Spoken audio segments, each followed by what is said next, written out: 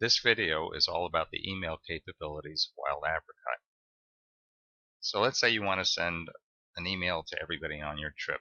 Start on the event details page and come up here to this green button that says email registrants. We're going to click on that.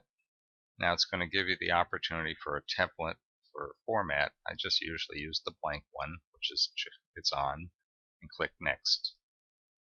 Now you can see that it's going to go to everybody on your trip. You can also add other individuals. You can look them up.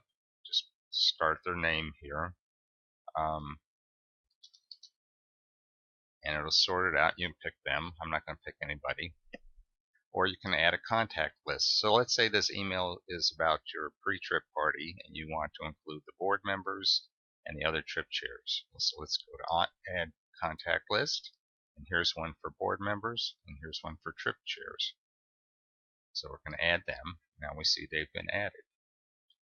Give your email a meaningful subject so that people will open it. Down here on the greeting, you can make this less formal if you like. I think this is a little too formal. I'd rather say hi and keep the first name and not have the last name. It's going to send each person on the list an individual email, and it'll sort out any dupes in case there is an overlap. So take out what you don't want and then put your own message in there.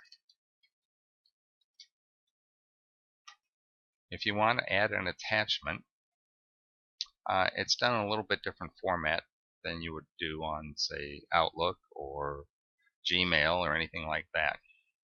What's going to happen is you're going to upload the document to Wild Apricot, and then Wild Apricot will create a link in your email to get to the document. So let's see how this is done. We go up here where it says File, and we click on that. It opens this window, and what we're going to do is go to Browse, and it's going to go to your own computer and make sure we're in the right folder. And I have one here that I called Sample Trip Rooming List. And I can click on it and click Open, or double click it, and it uploaded it. Went pretty fast there. Now I just scroll down to where it is. It's going to be alphabetical, and there it is. And I click on it, and it fills in the information here. Clicks OK, and there's the link to the rooming list.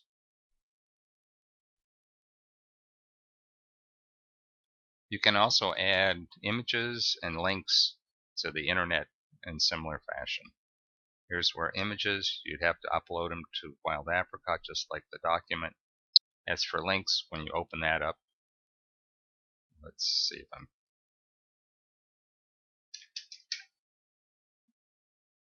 you'd open up Insert Link, and you could put, like, if you had a map that you created on Google and you had a link to it, you could put that right in there, put the text here, and you can insert that. So that's very easy to add that kind of information. So now, it's always a good idea to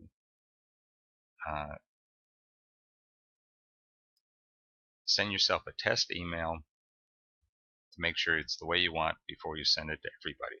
So I'm just going to click on that until it says a test was sent to me. And at this point, I'm just going to discard this email and go back to the events detail page and show you some additional capabilities. So here we are, and you see these blue links. I'm going to click on this one. It says emails. There's 3 different types of emails in here.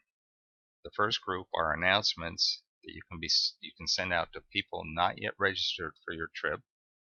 These are reminders you can set up for people on your trip, and these are automatic registration emails.